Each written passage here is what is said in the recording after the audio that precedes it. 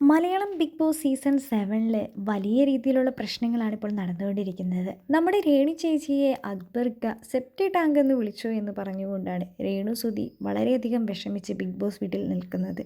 രേണു സുധി നമ്മുടെ സരിതേനോടും ശാരികേനോടൊക്കെ പറയുന്നുണ്ട്, എൻ്റെ ജീവിതത്തിൽ ഞാൻ കേട്ട ഏറ്റവും വലിയ പേരുകൾ, ചീത്ത പേരുകളിൽ ഒന്ന് തന്നെയാണ് ഇത്.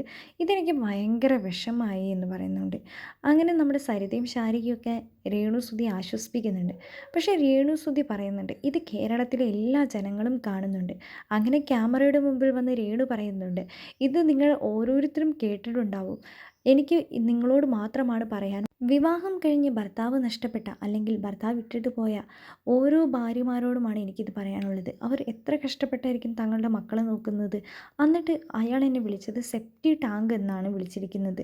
എത്രയും മോശമായ വാക്കുകളാണ്. നിങ്ങൾ ഓരോരുത്തരും ഇത് കേട്ടിട്ടുണ്ടല്ലോ, നിങ്ങൾ അതിന് മറുപടി കൊടുക്കണം എന്നാണ് പറയുന്നത്. എന്താണെങ്കിലും രേണു സുധിയെ വളരെയധികം വിഷമത്തിലാക്കിയിരിക്കുകയാണ്.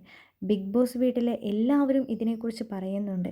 പക്ഷേ അക്ബറിനോട് ഇതിനെക്കുറിച്ച് ചോദിച്ചോ എന്ന് രേണുവിനോട് ചോദിച്ചപ്പോൾ ഇല്ല എന്നാണ് പറഞ്ഞത്. അയാളോട് ഞാൻ ഇതിനെക്കുറിച്ച് ചോദിക്കുന്നില്ല. പക്ഷേ എനിക്ക് ഏറ്റവും വലിയ വേദന എന്ന് പറയുന്നത്, അത്രയും വലിയൊരു നടൻ്റെ ഭാര്യയായിട്ട് എനിക്ക് ഇങ്ങനത്തെ ഒരു പേര് കേൾക്കേണ്ട വന്നല്ലോ, അതെനിക്ക് വളരെ വിഷമം തോന്നി എന്ന് രേണു പറയുന്നുണ്ട്.